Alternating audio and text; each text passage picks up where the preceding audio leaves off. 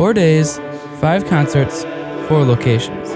The 42 members of the Varsity Men's Chorus spent an entire weekend traveling, having fun, and spreading the power of music and the message of God through their voices and their actions. Zach Klein, a first-time member of the chorus, says that this tour was different than any other tour he has been a part of.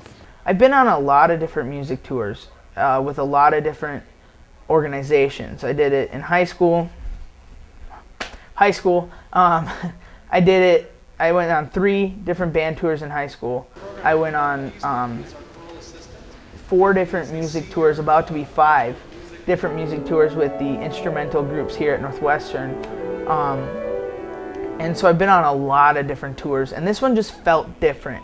Not only was it choir, not only was it only guys, but there was just something different about what we were doing, about how it was turning up, about just how we got to experience what we got to experience. These singing men sang at a correctional facility in Red Wing, a K-12 private school, and the chapel at St. Mary's Hospital in Rochester. They also sang at Stewartville High School and a church on Sunday morning. Through all this time, the men in the Varsity Men's Chorus had plenty of time to bond on the bus and have fun, but what made this tour impactful were the ways that God seemed to show up. At Stewartville High School, there was this choir director whose name was Nick, and he was probably one of the coolest guys I've ever met.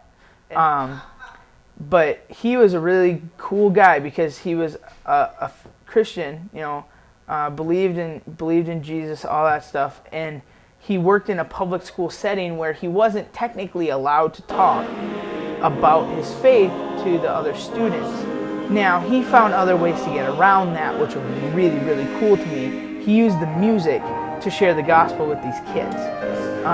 Not only did he have the opportunity to, share great repertoire of music, share the love of music to these students, he also got to share the gospel through these songs, which was really cool to see.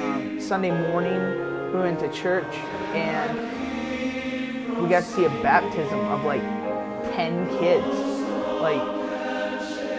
I don't know, it just happened. The day that we were there just happened to be the day that those kids were going to get baptized. And some of them were in the choir that we got to sing with the night before at that high school. I mean, that doesn't just happen in my mind. That was there for a purpose. God's hand was surely on this group as they traveled, sharing the joy of music with every group they met. Those in the audience were truly touched by the beauty, excellence, and depth of their singing. These were not mere musical performances. There was something more behind these men and their voices. Just the whole experience as a whole was really just a big time for me to realize how much God is in control of everything, and how much that he just puts those little pieces together that you don't really see until you kind of take a step back and really look at it. With the North Suburban Beat, I'm CJ Love.